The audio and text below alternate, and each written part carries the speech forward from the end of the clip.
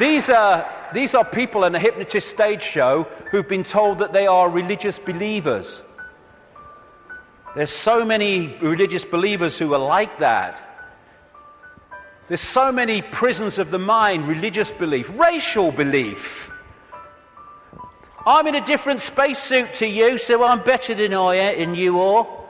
It's like being two spacemen on the moon and they're having a bloody argument because what spacesuit is that color and that spacesuit is that color and that was made here and that was made there. Mine's superior to yours. It's childish, child's play. And by the way, it's not just white people who are racist. It's a mentality that can manifest through any race. And we have racism all over the world. It's not a racial belief, racism. It is a mental mind state. And anyone that thinks they're superior to anyone else because of their body computer state or color or whatever is controlled completely by mind and ignorance, political belief, self-identity belief. I am Joe Public, I'm little me. All these things will go and have to go if we're going to open up to the truth vibrations, because they are all about limitation, all about little me. And as researchers have shown, when we have rigid beliefs, the brain fires off the neurons in a specific network. And what that does is filter reality, decode reality in line with the way those neurons are firing. Therefore, it continually edits its reality and creates self-fulfilling prophecies, if you like, that it keeps seeing the world according to its belief. Despite receiving information that challenges the belief, it just filters that information in line to protect its belief. And then when you change your belief system, as has been shown in research, the neurons start firing in a different way, and you start seeing the world in a different way. If we can get to a point where we open our minds without belief, we come from a state of knowing, all-knowing consciousness rather than belief from mind, then we open up the range of perception and understanding and awareness well beyond anything you can access if your brain is firing off in this symbolic way, limited by rigid belief, whatever belief that may be. When we open our mind to consciousness, everything changes. And to do that, I would suggest we need a blank sheet of paper. You know, it's not about learning anything new. We're all knowing if we can access that level of ourselves. It's unlearning the programming that has kept us from that level of awareness that we truly are. And therefore, because we're dealing with all possibility at the core of our being, that's what we are, we need a blank sheet of paper. All preconceived idea needs to go, all preconceived belief needs to go, and let information, intuitive knowing, decide what we think about things and feel about things rather than preconceived idea. It's not possible becomes, well, let's see if it's possible on the basis of the evidence, the basis of the information, the basis of how I feel. And then suddenly we're not saying, no, that's possible, I'm going to shut that out by reflex action. We're going to look at it. And when you do look at it, as I know from experience, what seems to be crazy to start with starts to take on very profound dimensions. Because we're all possibility. And if we're saying only this is possible, only that's not possible, we're not operating at the core of our being, which is all possibility. We are editing things. We are limiting ourselves. We are entering the realm of mind. And it's a time to choose in many ways between the head, the intellect, not that he doesn't have the part to play, it does, it being the governor, and the heart, knowing, intuition. What changed my life more than anything else was 20 years ago when I decided that if I was ever had a decision between going with my intuitive knowing, which we feel here, funnily enough, in the kind of heart chakra area, and my mind, I was going to go with my head, I was going to go with my intuition. And it changed my life and has allowed me to follow this path, because I can tell you over the last 20 years, there have been many times in the early days, not for a long time, but in the early days, when my head was going, you're going to say what? You're going to do what? You must be joking. And not in my lifetime.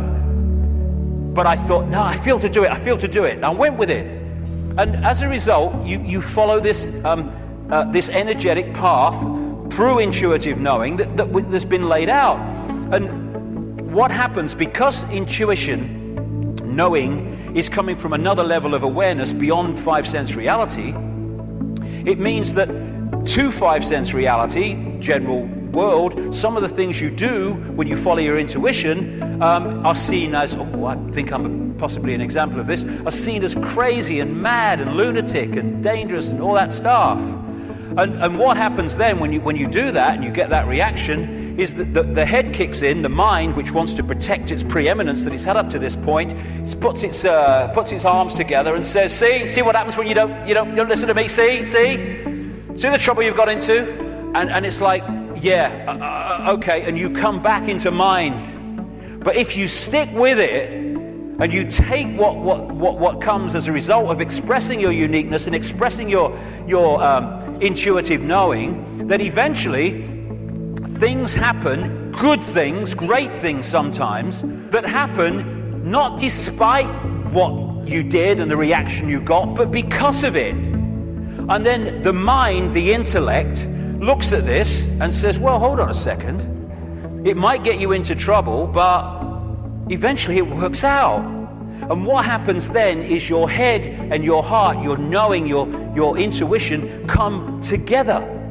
And the war stops. We become whole again, where mind serves consciousness instead of serving itself. And it's years and years, I say this honestly, since my intuition and my head have had a problem. It's an incredible feeling, because it's like, when you start out, it's like, I feel to do this. You're not doing that. No. And then after a while, when this sync takes place, it's like, I feel to do this. And the head goes, okay. And it's a totally different way of interacting with the world. The war stops.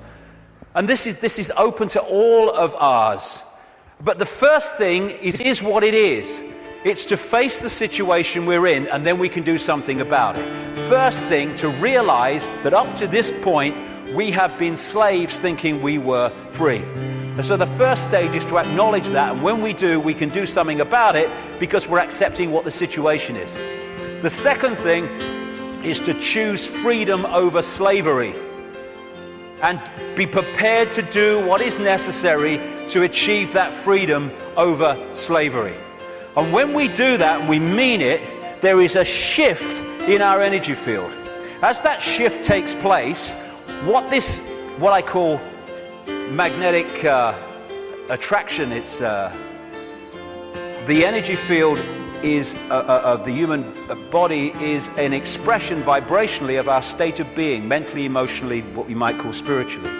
And therefore, our state goes out as a vibrational field, and it draws in other vibrational fields that sync with it. We call these people, places, locations, ways of life, jobs, opportunities, or lack of them. So when this shift takes place, because we've said my intent, both powerful intent, is that I want freedom, and I want to end my life. I'm not going to be a slave anymore. I'll do what is necessary to understand who am I, where am I. Suddenly this energy field shift takes place, and we start drawing in new people, places, locations, opportunities, etc., that are syncing with the new vibrational state as opposed to the old one. And at this point, and I experienced this big time in the public eye, we experience this shift as our lives falling apart. Partnerships may end. We may lose our job. We may change location. We may, like me, undergo massive ridicule. But what if we understand what's happening? The old energy field, the old you, the old intent, the old awareness was pulling in the old life, and then when it shifts, it's pulling in a very different expression of the new vibrational self. And that transitional period, when the shift takes place, the old life falls apart. But if you want to change your life, then the old life has to fall apart unless it serves the new one. So when we choose freedom, the transformation can be challenging. It's easier now because more and more people are going through it and we're beginning to understand the process. I felt like this so many times. I went to the top of a hill in the south of England, the west of England, one day because I didn't want to upset anybody. I went to the top of this hill in the middle of nowhere and I screamed my frustration out. I know what this image means, and so many other people do. But it was the old life breaking down so the new one can take over. It's time to know thyself. Not thyself that we've been told we are, but thyself which we really are. This self, everything from the beginning, my birth, my ancestors, my children, my wife, everything comes together simultaneously. I saw everything about me, about everyone who was around me. I saw everything they were thinking now, what they thought then, what was happening before, what was happening now. There is no time, there is no sequence of events, no such thing as limitation of distance, of period of time, of place. I could be anywhere I wanted to simultaneously. That's who we are. And that's what the control system has tried to keep from us.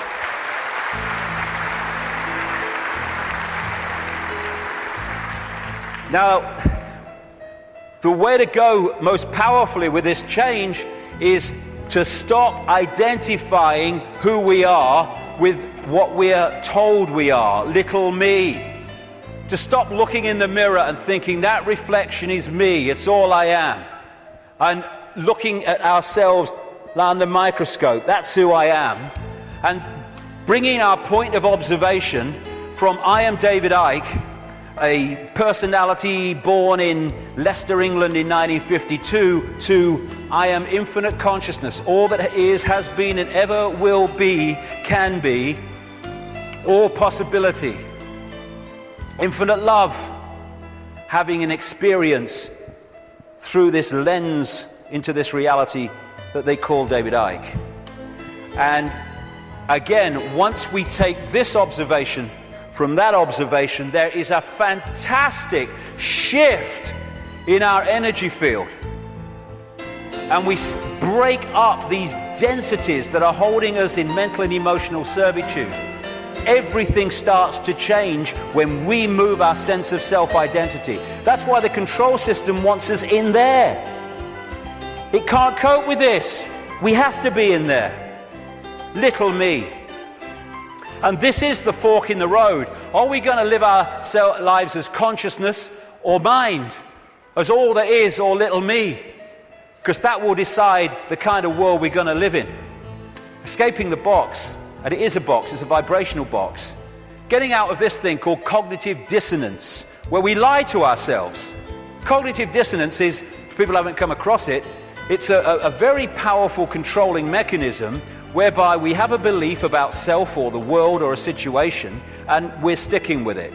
And when we face information or experience which challenges the belief, then cognitive dissonance is that uneasy state when you see that your belief system is under threat from this information or this experience. If this is real, then this belief can't be.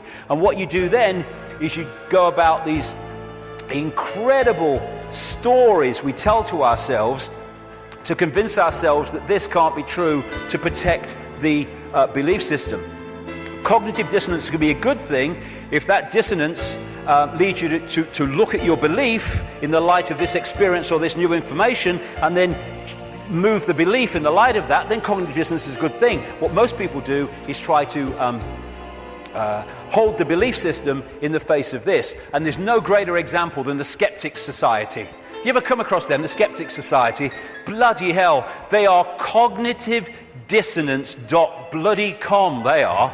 I tell you, I've debated with some of them on television programs and stuff, and one of them, his bum kept bouncing on the seat. He had what they call Vitus dance, is it? My mother used to call it, where you can't stop moving, because he was in such cognitive dissonance, because the information he was hearing was so at odds with his belief system, he was kind of going crazy.